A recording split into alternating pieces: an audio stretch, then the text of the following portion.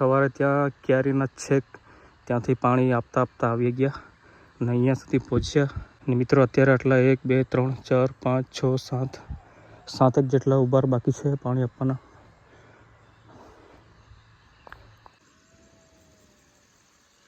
બગલાઓ સાંજ પડી ગઈ એટલે અત્યારે જવાની તૈયારીમાં છે.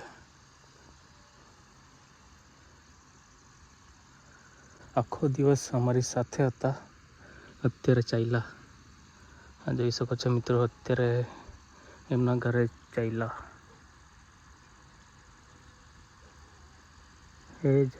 એક જાય, 2 જાય, 3 બાકી છે.